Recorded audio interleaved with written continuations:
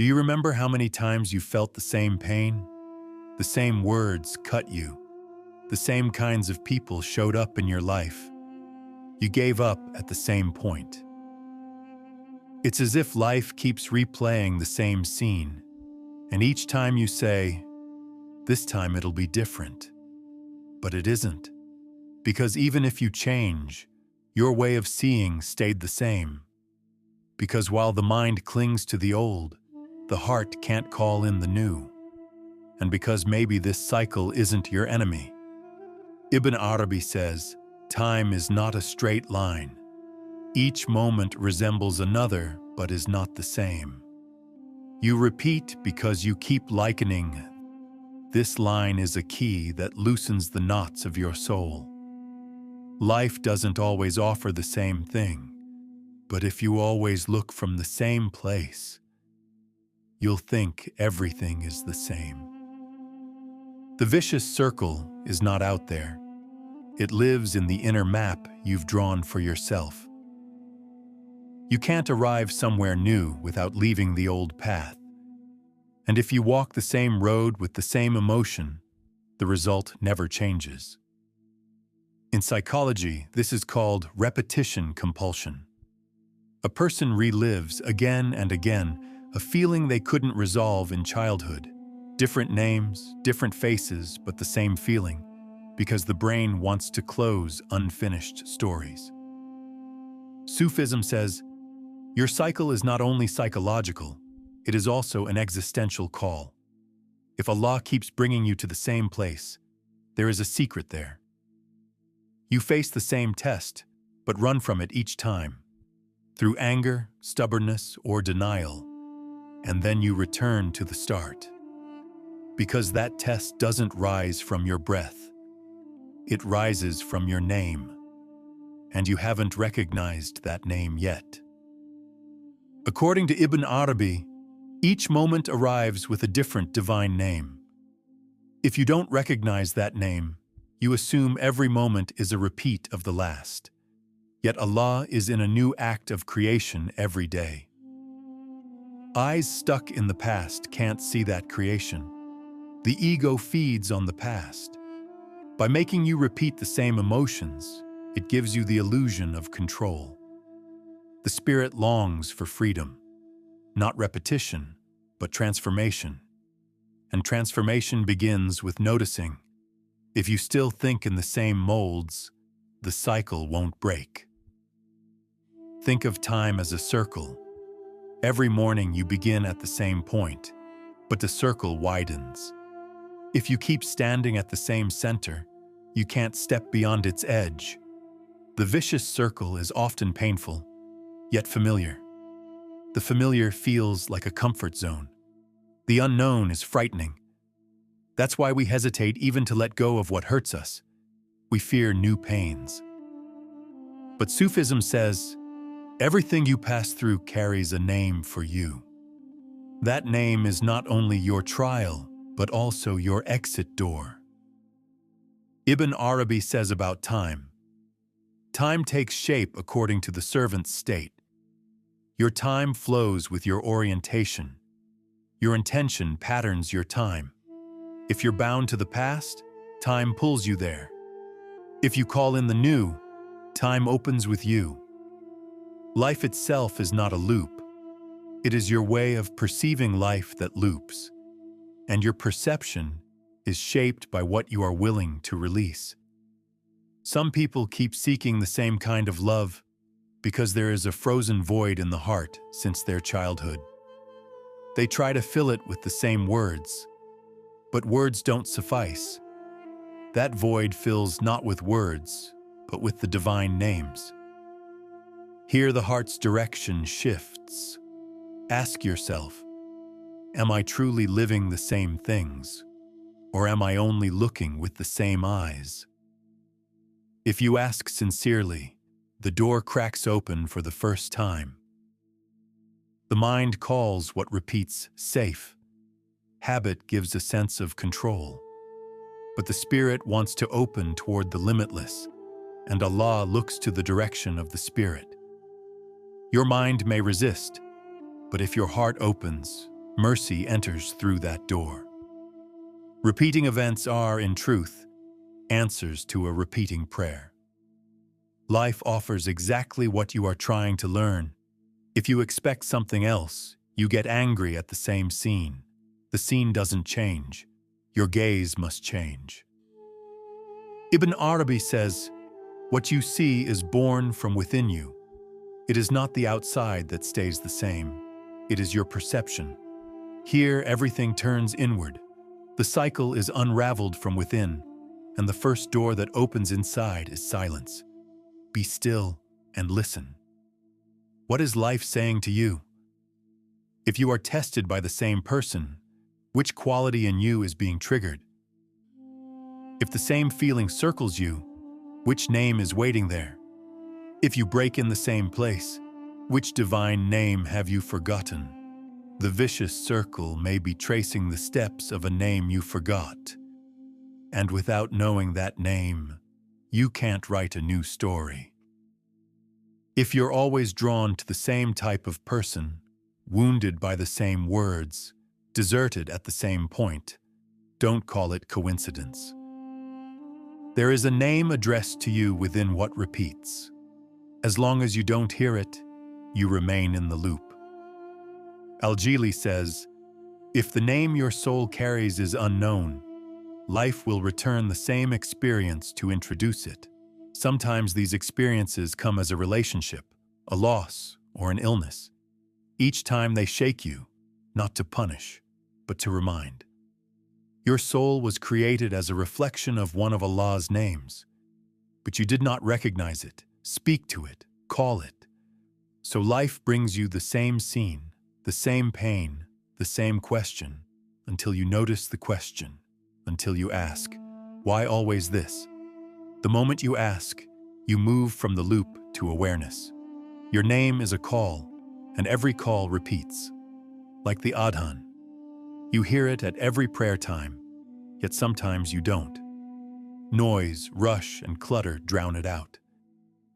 Your name may be calling like the adhan, and if you do not hear it, it reminds you through cycles.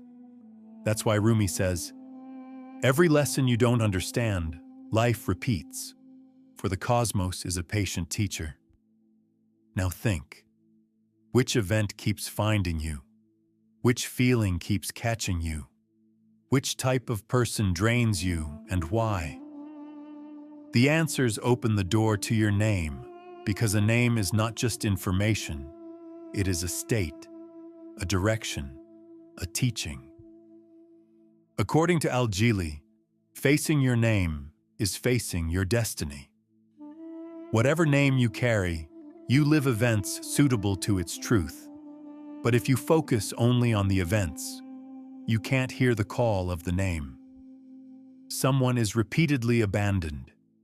After the abandonment, an inner voice appears. I must learn to be with myself. Perhaps this is calling the name Al-Wakil. Someone is repeatedly wronged, yet their inner sense of justice grows. This may be a sign they are near the gate of Al-Adl. Cycles behave like an insistent visitor at the door. The first time they knock, the second time they wait, the third time they insist. If you still don't open, they break the door. When the door breaks and you finally listen, you learn. Psychology calls this schema repetition. Without noticing, a person relives the basic belief formed in childhood. One who believes they are unlovable gravitates toward those who will not love them. One who fears abandonment recreates that feeling in every attachment. But Sufism says, it is not your schema, but your name that dominates. You are not walking under a belief. You are walking under the shadow of a name, and that shadow is guiding you. Ibn Arabi says, every shadow is born from a light.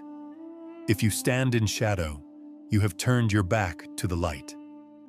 Repeating events arise from turning your back on the divine name. When you remember your name, the shadow dissolves. Here Rumi's compass metaphor applies. One foot fixed, the other revolving. The fixed foot is the name of God. The farther you move from that point, the harsher you're spinning. The cycle throws you around. But as you near the fixed point, everything calms. Exiting the loop begins by turning toward the name.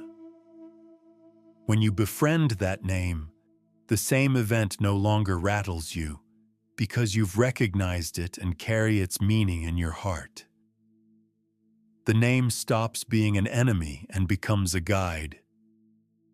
There was a woman who always felt worthless. Her relationships were short. Her friendships stayed on the surface. Then she prayed from the heart. "My God, show me that I am precious with you." A name fell into her heart.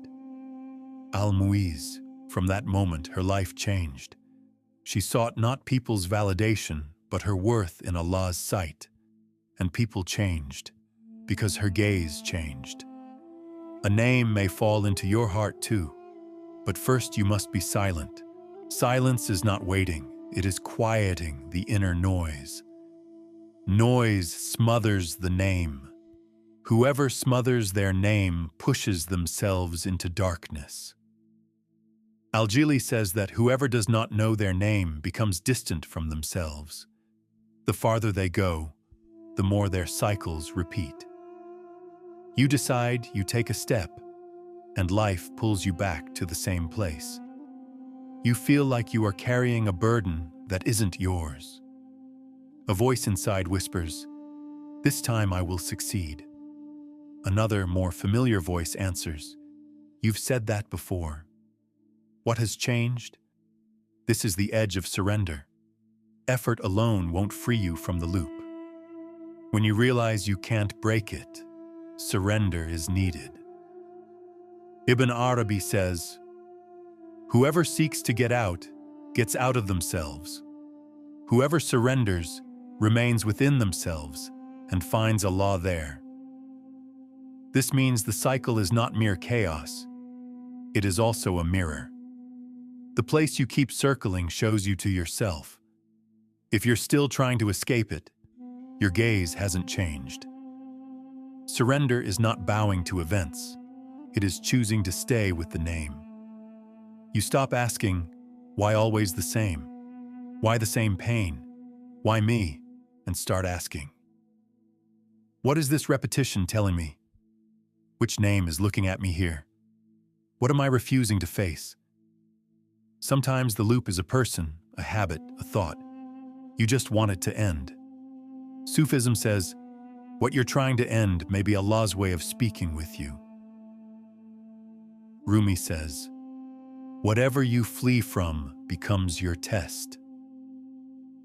God calls you not from where you fear, but from where you forget. Your loop may be the echo of a forgotten name. As you flee, it draws nearer. Here, the meaning of prayer changes. You stop asking for things. You widen your heart. You pray not for events to change, but for your gaze to change. You no longer say, "Free me from this pain," but, "Let me understand what this pain teaches me." And there the loop begins to loosen. When explaining theophany, tajalli, Ibn Arabi says, Allah manifests to his servant at every moment with a name. If you cannot see that name, he sends the same name again in other forms. So what repeats in your life is a sign multiplied. Because you keep reading it with old meaning, it does not open a new way. But one day, if you choose not just to look but to see, the same sentence bears a different meaning. The same face shines with a new light. The same event no longer shakes you, because in that moment, you have changed. A turn has happened at your center, and nothing breaks the outer loop except this inner turn.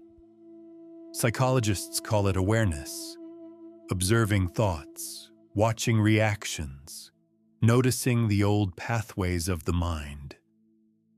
Sufism names the same road Murakaba, inner witnessing, watching yourself under God's gaze. This awareness doesn't instantly dissolve the loop, but it softens your resistance. And a softened heart makes room for the names.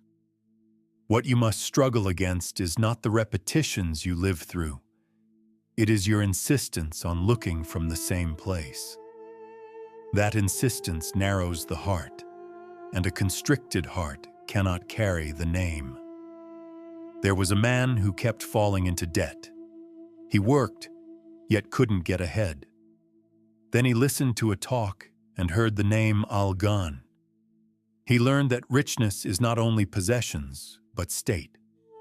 That day he began to give thanks. No, abundance did not arrive at once, but amid the same debts he began to live with peace, because he looked not at the loop, but at the name. In time, everything changed. His situation improved. But first, his way of seeing changed. Sometimes surrender is simply this sentence: "O God, I return to the same place because I have no door but yours." There is no weariness in this line. There is acceptance. Where your effort ends, your remembrance of your Lord begins. Ibn Arabi says, "When you go out from yourself, He turns toward you." You always wanted to solve things, yet some things are not solved. They are passed through, lived, listened to, and finally accepted. What you call a loop may be the solution itself. As you try to escape it, it tries to show you the name. And when you finally look from the right place, everything falls into place. Rumi says, "A stream passes over the same stone 1,000 times, and one day the stone is shaped.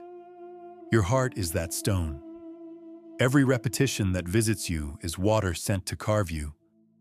The loop is not smashed or undone, it is remembered. What you repeat is not life, it is a forgotten name. Until you remember it, the same test returns. In different forms, different faces, but with the same call." Ibn Arabi says, "Wherever a person is closed, life tries to open from there. The place you are closed is your heart. The heart is not the center of the loop, it is its mirror. Until you see in that mirror, everything you live will repeat itself. A door is knocking at the same hour with the same question. Again, you ask? Yes, again. Because you haven't answered, because you haven't turned toward the name. You try to silence the voice, but it exists to bring you into conversation with your Lord, to call you inward, to show you yourself." Rumi says, "I was always knocking from the inside. The loop you think comes from outside may be a call rising from within, and the more you suppress it, the stronger it grows. Every feeling you bury covers a name. As that covering thickens, the loop lengthens. When the heart closes, time closes. Continuity breaks. The moment falls into its own repetition." Ibn Arabi explains it like this: "When the heart opens to Allah, it expands. When it opens to the ego, it constricts, and the constricted heart turns time into a loop. Life flows, but if your heart has stopped, even time gets stuck where you are. And there the names wait, the name that belongs to you, that gives you breath, that gives you direction. If you keep looking to others, walking others' paths, copying others' pains, your name becomes invisible, and not only invisible, but silent. Unless you speak, turn, and return within, it stays silent. Psychologists call this loss of self-compassion. When a person forgets how to treat themselves kindly, they keep reliving past mistakes because they still hear of an old voice. You did the same thing. You failed again. You're always like this. Sufism calls this covering, veiling the worth, beauty, balance, and mercy Allah placed in you and replacing them with guilt, shame, and fear. Ibn Arabi says, "As the heart bears witness to the names, it is illumined. Look not at yourself alone, but at your Lord's face in you. What you keep repeating is really how you look at yourself. If you still call yourself inadequate, sinful, weak, life will reflect the same. But the day you ask not only who am I, but also what is my name, that name appears to you, and the loop grows quiet." There was a woman always abandoned. At the start of every relationship, she felt it would end at the same point. And it did. One day she heard this in a talk. Al-Wadud appears most clearly in the heart that loves itself. She paused and wept. She realized she had never loved herself, that she had constantly betrayed her own love. From that day, she reminded herself that she carried the name Al-Wadud. Did things change? Yes, but first inside. Then the loop ended. Because the loop is not a punishment. It is a warning, a sign, a call. Ibn Arabi says, "Every name has an echo. Until you hear it, that name will keep echoing." What echoes in your life? Which event, which person, which pain? What name are they whispering to you?